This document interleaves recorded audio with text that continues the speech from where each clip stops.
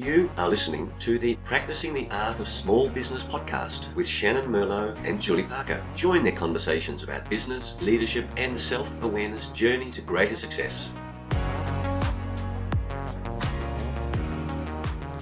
Welcome to this episode of Practicing the Art of Small Business. Welcome, Shannyn.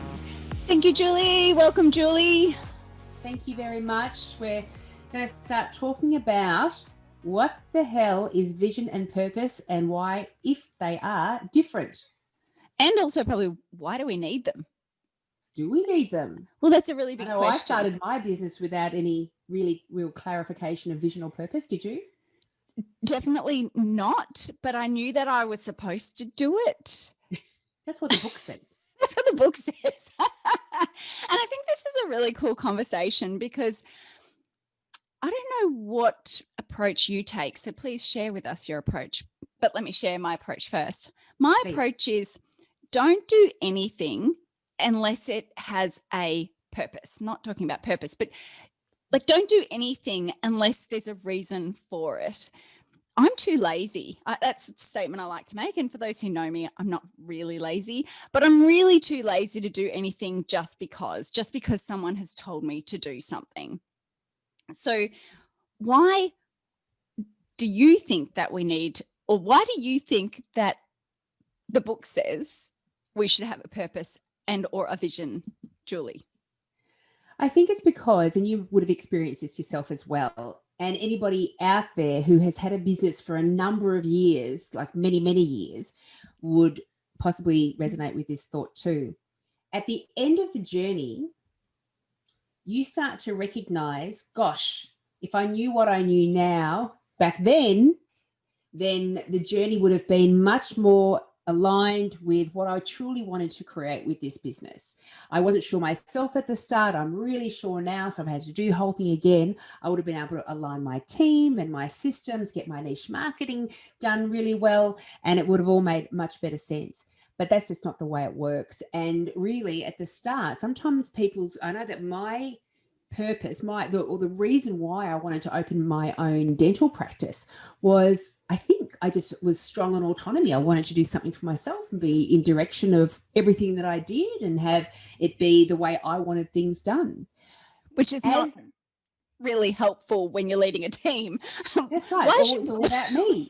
Julie, why am I turning up here? Well, I wanted autonomy. I wanted things to be done my way. So not really that visionary for your team, let's be honest. That's it. During my 10 years of dental practice ownership, I went from having very basic thoughts around why I wanted to start the business and things, then I could build up something that I could sell later on. And then as years go by, you go, oh, I want to have a great impact on my team. I want to have them better off for having worked in this environment rather than worse off. So now the reasons why I keep doing it every day and get up excited about it every day, now they're more inclusive of team happiness and ensuring I've got an environment where they can thrive. How do I do that? Now that's exciting.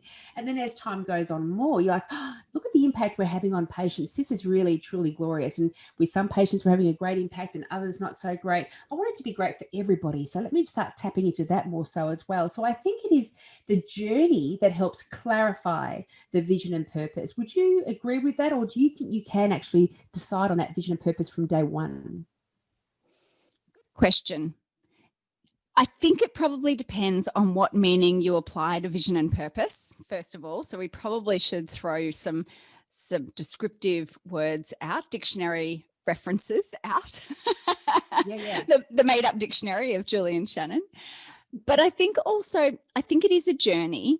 I do think that somewhere along the lines, there are reasons why we do things. And I think that if you start your business as a passion project outside of just wanting autonomy, I think that you can have a sense of why you're doing what you're doing. So as I shared in our first episode, my real desire was to have an impact on workplaces and be able to have workplaces a place for good. And that really still resonates with me. So part of the purpose for Inspired Outcomes Consulting is about having a positive impact on leaders and business owners so that they have a positive impact on their teams. And that really resonates with me. So it's one of those checking in things about, am I having a positive impact? And sometimes yes, sometimes no, as we talked about. So yes. So I think that you can have it from the start. I think that it takes focused energy to revisit it and to make sure you are still on it. And probably what is it? So the purpose is, my definition of purpose, and the broad speaking definition of purpose is, what is the reason that we are doing this other than just making money? So that deeper purpose of why this organization exists. And for anyone who has listened to Simon Sinek's TED Talk or read the book Start With Why, it's about that what resonates is about, people don't buy what you do, they buy why you do it. And that's kind of what the purpose is. Why are we coming in? What's the impact that we want to have on the world? Is vision any different? Well, this is where you get into the meaning behind the meaning. A vision could be the same thing as a purpose. So the vision might be, instead of my purpose to be to have an impact on workplaces, a positive impact on workplaces, my vision could also be to impact 100,000 small businesses in Australia to create positive workplaces. It's a bit more specific. So I think the purpose can be a higher level, very abstract idea. A vision can be a little bit more detailed.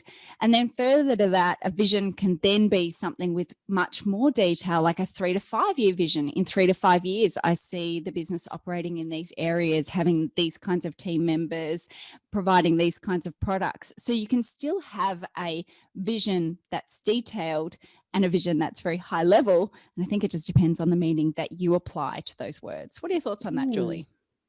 Well, something just hit me like a bolt of lightning when you were talking about that. I've had an impact. Yeah, you have already. Wow, this podcast is just for me. I love it. When you spoke about Simon Sinek's, get to the why, you said it's the getting to the why is meaningful because it's people don't buy from you because of what you do. They buy from you because of why you do it. And I think that's the difference. What you do is the vision. What I'm planning on doing is creating a business of this size, delivering this kind of product in this particular way to this market. That's the vision. And the why we do it is the purpose. The why we do it is because it's going to make people richer, or it's going to make people have a greater sense of confidence, or they're going to whatever. So if I could bring it back to something relatable for me personally, dental. I've many dental people out there.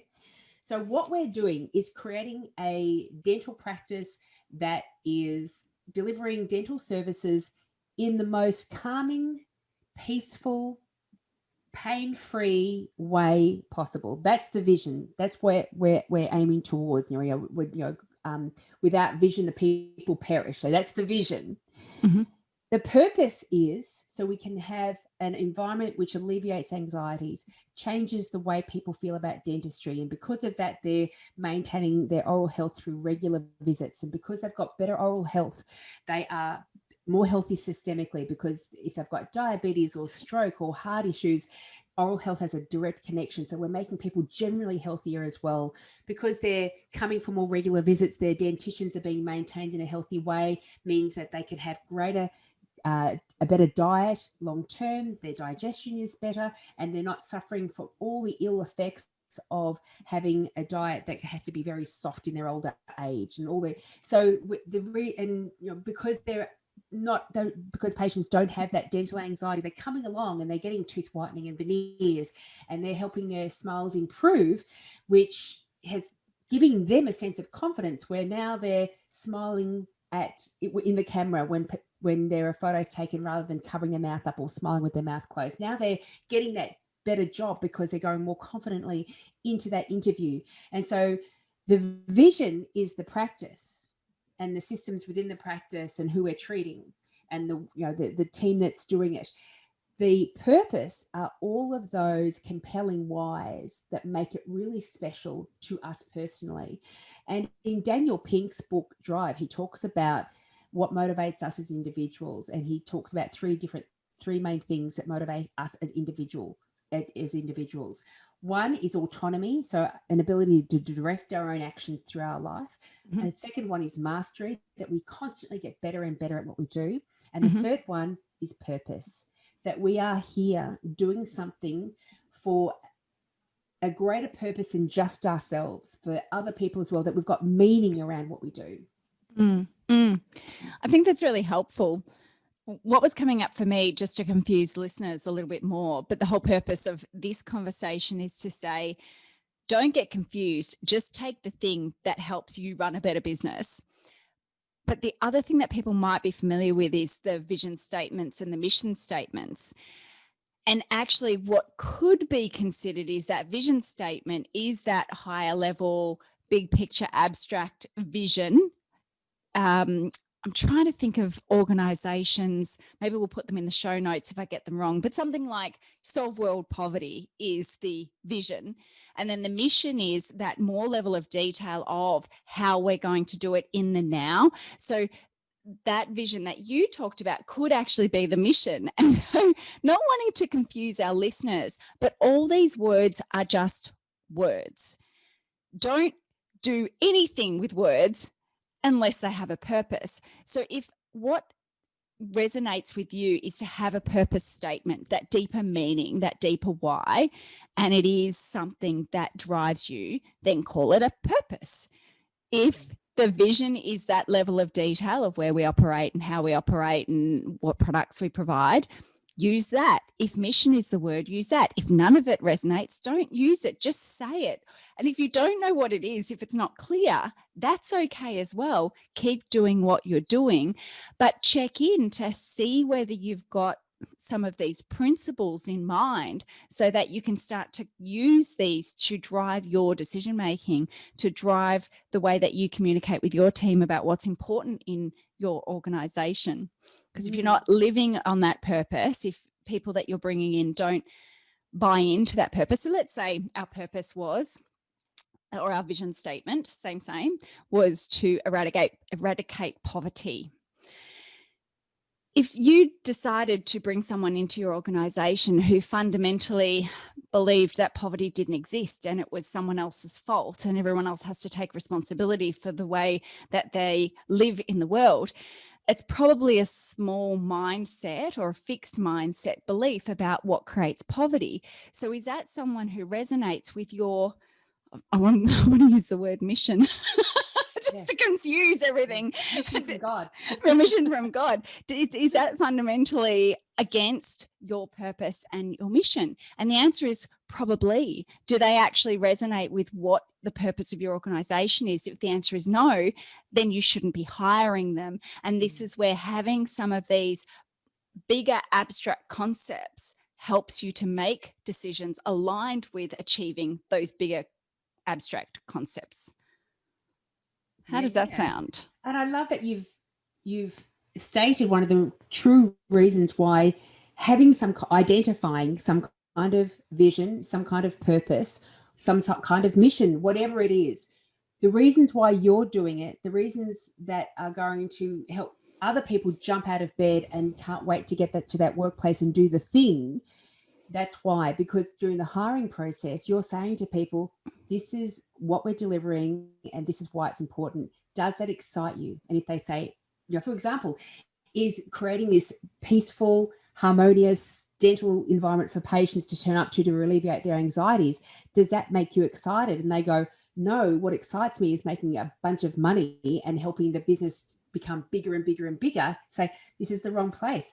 Both visions are fantastic, but they're not aligned in that one location.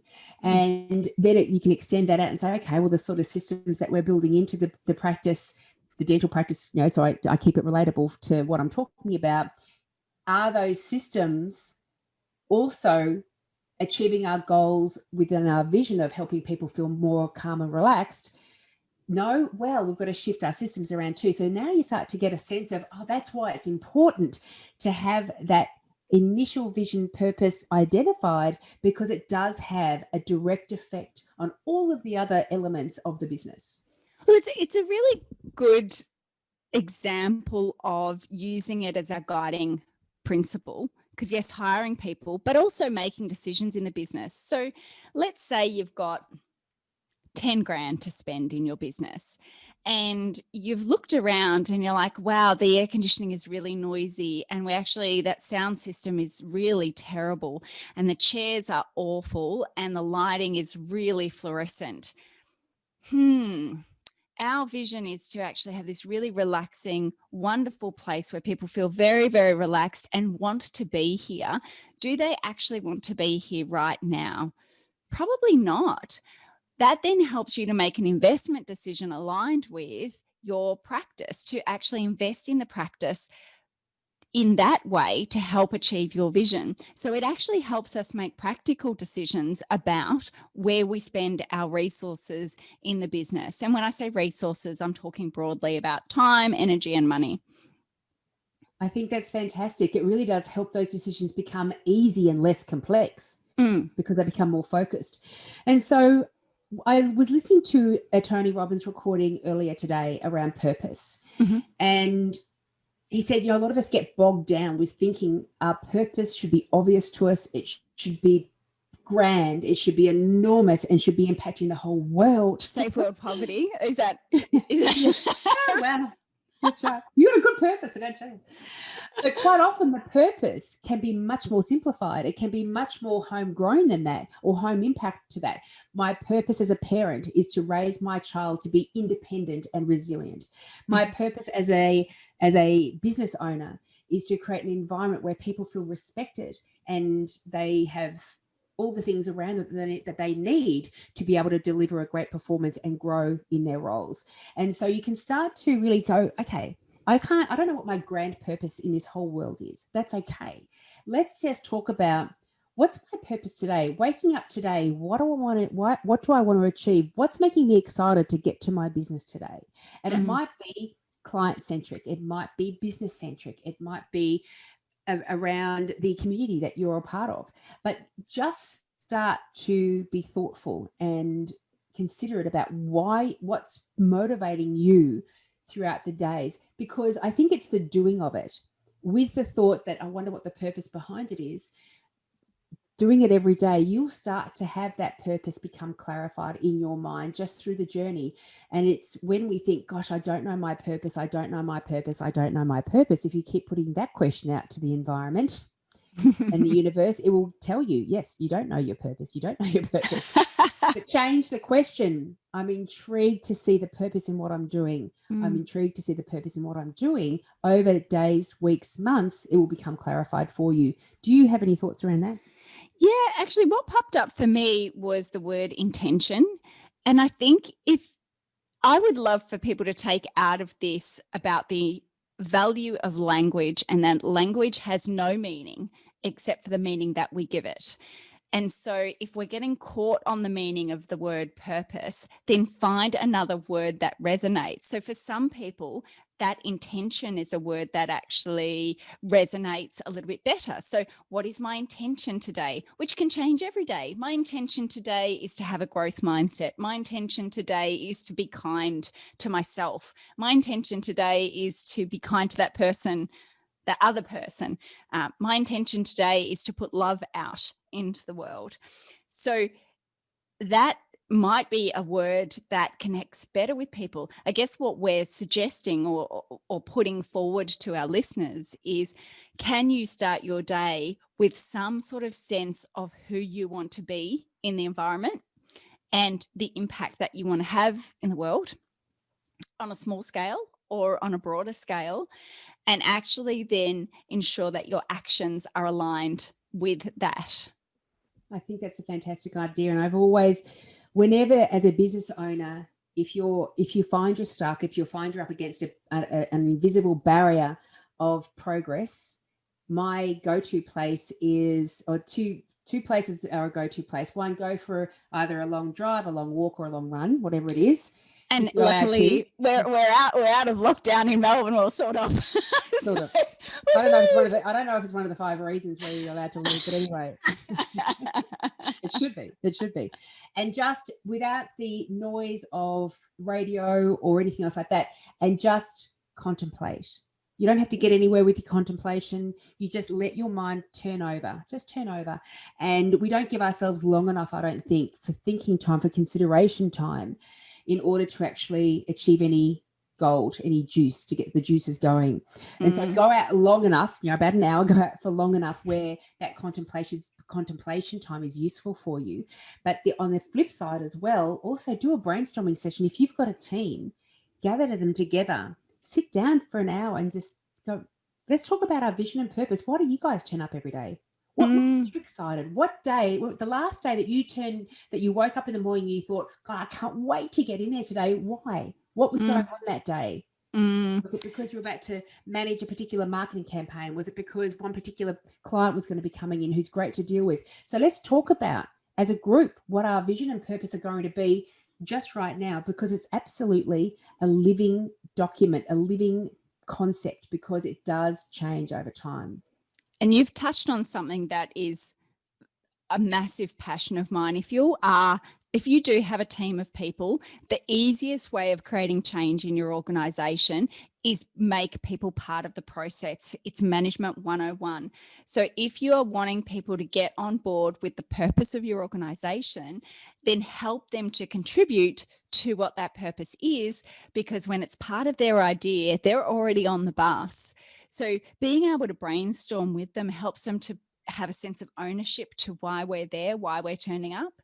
And again, going back to values, the reason why getting your team involved in setting your organizational values is that then if they say my value is kindness, I tell you what, they are going to be turning up being super kind, because that's their vision. That's what drives them. So if you can make your team part of the process, you've solved half of the problems of team alignment, getting rid of the rotten tomatoes who are potentially going to rot the entire lot, and helping keeping people motivated and inspired to be part of your organization. Absolutely. That's fantastic. That's fantastic. And I know that Robert Cialdini, with his 6 areas of influence, 6 factors of influence, one of them is consistency. So if someone states as a belief that kindness is one of my main drivers, they will absolutely act in accordance with that. It's one of the reasons why we do what we do and we act in the way we do, that we have stated it out loud publicly. This is a belief. So now I've got to back it up with actions. Absolutely. Well, that's good. I think the vision and purpose question is a little bit clearer in my mind, and I hope it's clearer with people out there as well. And even if it's not clearer, that the discomfort that you feel around that, just release the attachment to that. Just go, that's okay. It's not where I am at the moment, because it will come. The relevance of it will come, and the clarity around that will come. And yes, it has a purpose when you do have that strong vision, that strong purpose, that strong mission, whatever you want to call it. It does play a positive role in your organization, but forcing something that's not authentic will have a damaging impact on your organization. So don't force it, just let it come. Yeah. And definitely if your near vision, so your 3-year intentions or vision or goals are clearer, then that's cool too. Use that as a stepping stone to start to look into more abstract visions that are a bigger picture vision. But again, as Julie said, don't force it. Don't spend your energy forcing something that's not there, because you're just wasting your time. I did want to add your drive around thing. Yesterday, I had a coaching session with my coach. Coaches have coaches. It's part of the growth. And he said to me after we chatted, he said, I now want you to just sit and just sit. And I'm like, am I allowed to write? He's like, nope. I'm like, am I allowed to meditate? He's like, nope. I'm like, so what do I do when I'm sitting there? He's like, sit. I'm like, am I solving a problem? He's like, nope. I'm like, so I'm just sitting there. He's like, yep. And just notice the thoughts that come up. And I'm like, do I write those thoughts down so that I can put an answer to them? He's like, nope. And there was actually a lot of power in that sitting in contemplation, because it was something very uncomfortable for me about sitting without a purpose. Yeah. But it was actually quite, once I got over the anxiety of sitting without a purpose, there was some good growth that came out of that. So that can be something else that people can try to go, oh, hang on, I'm really uncomfortable about just sitting and not doing anything, not watching TV, not scrolling my phone, not writing things down, not meditating, not sleeping, and see what comes up with regard to the purpose. You never know what might happen when your brain's got nothing to do but just think.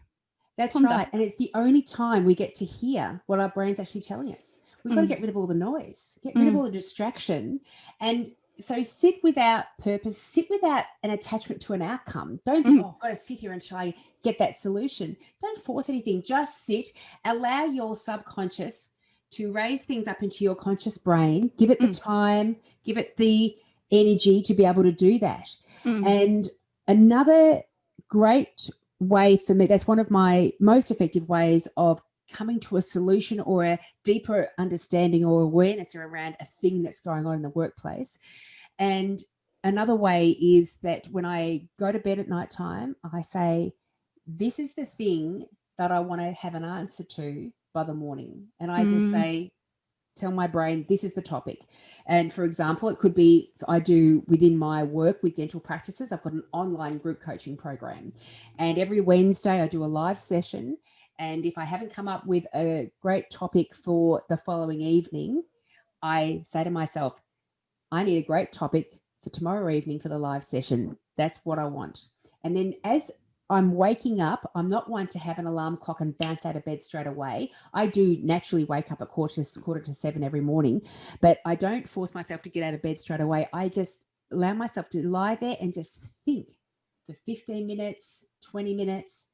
And that time is when my brain, for some reason, has enormous clarity and new ideas, fresh ideas are coming into my head that I struggled even getting to the day before. So experience your life, do different things, figure out what your groove is, what space you need to put yourself into. That your subconscious brain is now allowing conscious brain to pick up on messages. Figure out what it is for you and then do it. It's such a useful task. I love that. I wish that there's only two versions of me in the morning, asleep or awake and moving. But I actually really love that. So if I stayed in bed for that 15 minutes, I would have fallen back to sleep.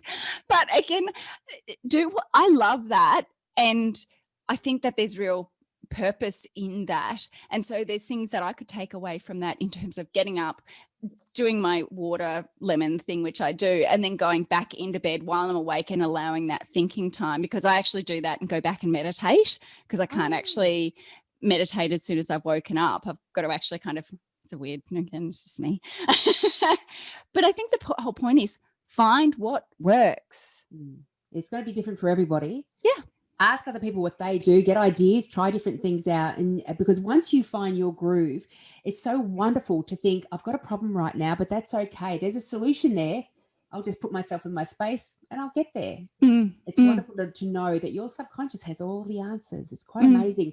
You know, they say that we don't forget anything. We just don't recall it quickly.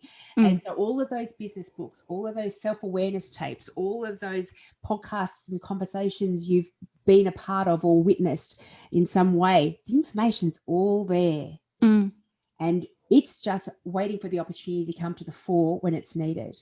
And so understand how your particular brain and spirit works in order to have that happen. I think if I can add just one more extra thought to that, Julie, this is a little bit about having faith as well, because I find that if I'm looking for a solution and I've switched my brain on to find that solution, inevitably something will pop up and I'll be like, that's the solution that I was looking for. Where did that come from? So being able to be open to receiving those messages or those nudges, and however they appear to you, whether you believe in the spirituality of law of attraction, or whether you believe that there's serendipity, or whether it just so happens that you've turned your brain on and therefore you've got greater awareness to seeing that solution. It really doesn't matter as long as you have an openness that there are things in play that will actually help you solve these problems.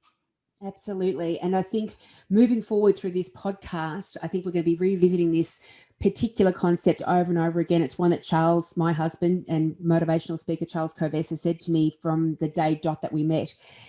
Stop putting up resistance and to start to recognize, we won't talk about it now because we've run out of time, but we'll talk about it in the future, recognizing all the many ways we put up resistance to what we consider as problems in our world, and how to relieve those resistances down, so then the problem just becomes a thing, and all of a sudden you've opened up the gateway of all the information, helpful information and the resources that are open to you to get to the next stage of managing that particular area.